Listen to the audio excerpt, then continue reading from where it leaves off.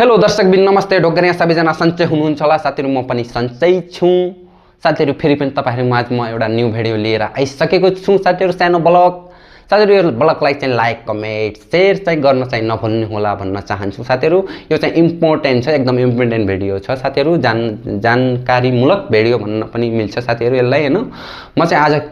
के को बारेमा बोल्दै छु भन्दा साथीहरु यो आउँदै गरेको हाम्रो निर्वाचन फागुन 21 गतेमा हुँदै गरेको निर्वाचनको बारेमा केही दुई शब्द म बोल्दै छु साथीहरु अब चाहिँ हामीले आफ्नो भोट बदल्नु जरुरी छ साथीहरु हेर्नुहोस् किनभने अझ पनि हामीले पुराना मान्छेलाई भोट दियौं तिनीहरुलाई हामीले सत्तामा पुगायौं भनेपछि साथीहरु हाम्रो देश अझ 10 वर्ष पछाडी हुनेछ साथीहरु त्यही भएर साथीहरु हाम्रो आउने पुस्ताका लागि भए पनि हामीले चाहिँ भोट बदल्नु जरुरी छ म सबैलाई यही आग्रह गर्न चाहन्छु साथीहरु अझै पनि हामीले पुराना पार्टीहरुलाई भोट दिएर तिनीहरुलाई जिताएर तिनीहरुलाई सत्तामा पुगाउँछौं भनेपछि साथीहरु हाम्रो देश चाहिँ कताबी कहिले पनि विकास हुँदैन यदि हामीलाई विकास स्वास्थ्य र देशमै रोजगारी चाहिएको छ भनेपछि राम्रो लिडर गर्ने लिडर देशको लागि केही गर्छु भनेर आएका लिडरहरुलाई चाहिँ हामीले भोट दिन चाहिँ जरुरी छ साथीहरु त्यही भएर म के आग्रह गर्न चाहन्छु भनेपछि आम नेपाली दाजुभाइ तथा दिदीबहिनीहरुलाई अब चाहिँ हामीले आफ्नो मत एकचोटीको लागि बदल्न जरुरी छ हामीले धेरै देखिसक्यौं पुराना पार्टीहरुले गरे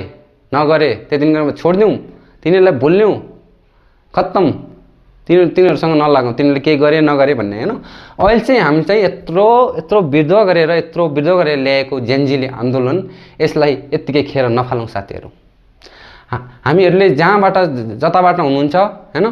यो आउँदै गरेको चुनावलाई चाहिँ एकदमै ध्यान दिनुपर्ने कुरा छ साथीहरु जहाँबाट हुनुहुन्छ सपोर्ट गर्न जरुरी छ साथीहरु यो भिडियो चाहिँ आम नेपालीहरुसम्म पुगाइदिनु होला भन्ने पनि म आशावादी छु किनभने अब हामीले सोच्ने बेला आइसकेको छ साथीहरु एउटा के हो त्यो केपिओलीको त्यो झोले त्यो मुझे त्यो भनिरहेको छ के भनिरहेको छ धम्की दिन राख खुल्ला च्यालेन्ज दिन राख भाइ खुल्ला च्यालेन्ज दिन राखन हैन यस्ता अब यी पार्टी हुन् नै गुण्डागर्दी हो सीधा गुण्डागर्दी भन्ने साथीहरु त्यही भएर हामीले आफ्नो ठाउँबाट सही लिडर राम्रो लिडर चुन्न जरुरी छ भन्न चाहन्छु साथीहरु हामीले भोट बदल्न जरुरी छ होला कसैले कांग्रेसमा हाल्यो होला कसैले माओवादीमा हाल्यो होला कसैले यो के हो एमालेमा हाल्यो होला पहिला हैन त हामीले पनि हाल्यो होला हाम्रो बाबाले हाल्यो होला तर अब चाहिँ हामीले यो मत बदल्न जरुरी छ।